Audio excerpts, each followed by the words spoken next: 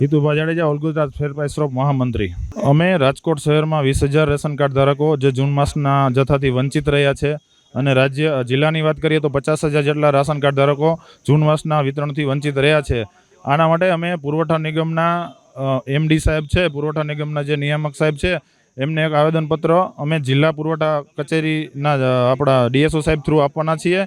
આ કચેરીનો આ આવેદનનો અમારો મુખ્ય મુદ્દો એ છે કે આવડી મોટી સંખ્યામાં જે ગરીબ કાર્ડ ધારકો જથ્થાથી વંચિત રહ્યા છે તેમને જથ્થો મળી જાય અને અમારા દુકાનદાર ભાઈઓ જે મિનિમમ 20,000 રૂપિયા કમિશન મેળવે છે એ લોકોને પૂરું કમિશન મળી શકે। સર્વરનો છે ને દર મહિને પ્રશ્ન હોય છે, ખાસ કરીને સરકાર દુકાન ખાતે સમયસર જથ્થો નથી પહોંચાડી શકતી। માસના અંતિમ દિવસોમાં જથ્થો પહોંચાડે છે।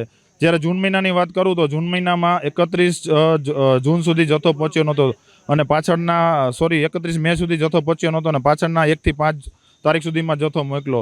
હવે એક સાથે બધી દુકાનો ચાલુ થાય ગુજરાતમાં એટલે સર્વર ઉપર બર્ડન આવે અને એ સિવાય રાજ્ય સરકાર અને કેન્દ્ર સરકાર બેયના જુદા જુદા ફિંગરપ્રિન્ટનો સરકાર આગ્રહ રાખે છે, માટે ડબલ ફિંગરપ્રિન્ટનો કાર્યક્રમ થાય। આના માટે પણ સર્વર ઉપર બર્ડન વધે, માટે સર્વર હંમેશા માટે ડાઉન ચાલતું હોય।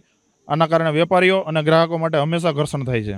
સરકારશ્રીએ જૂન માસની અંદર જુલાઈ અને ઓગસ્ટ આમ 2 માસનું વિતરણ કરવું એવું 6 જૂનથી વિતરણ ચાલુ થશે એવું તેના પરિપત્રમાં લખેલું છે, પરંતુ આજની તારીખે આજે 9 તારીખ થઈ છતાં પણ સરકારના જે પેલું ડેશબોર્ડ છે એમાં લાઈવ જથ્થો સરકાર મૂકી શકી નથી। સરકારની આ નિષ્ફળતા છે।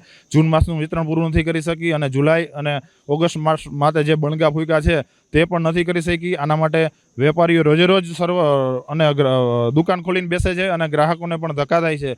સરકાર જ્યારે નીતિ વિષયક વસ્તુ બનાવે છે ત્યારે એને રિલેટેડ જે એજન્સીઓ હોય, ડીએસડી હોય કે ટ્રાન્સપોર્ટ કોન્ટ્રાક્ટર હોય, એની પાસે કામ નથી લઈ શકતા અથવા તો આ એજન્સીઓ નિષ્ફળ જાય છે તો એમના માટે સજા કે દંડ કે જે કંઈ કરવાનું હોય એ પણ સરકાર કરી શકતી નથી। હાલમાં અમે રાજકોટ શહેર અને તાલુકાના વેપારી આગેવાનોને બોલાવેલા છે, જિલ્લામાંથી ને 2-3 જિલ્લામાંથી, જસદણમાંથી ને વગેરેથી આવેલા છે। અત્યારે ખાલી વેપારી ભાઈઓનું ડેલિગેશન છે। આ લડત ગરીબ ગ્રાહકોની અને આર્થિક રીતે પક્ષક્ષમ નથી જેને એવા વેપારીઓની લડાઈ છે। એટલે આવનારા દિવસોમાં અમે ફક્ત દુકાનદાર નહીં પણ જે કોઈ રાશન કાર્ડ ધારકો જથ્થાથી વંચિત છે આ રાશન કાર્ડ ધારકોને સાથે રાખી અને અમે અમારી ચળવળ આગળ ચલાવશું।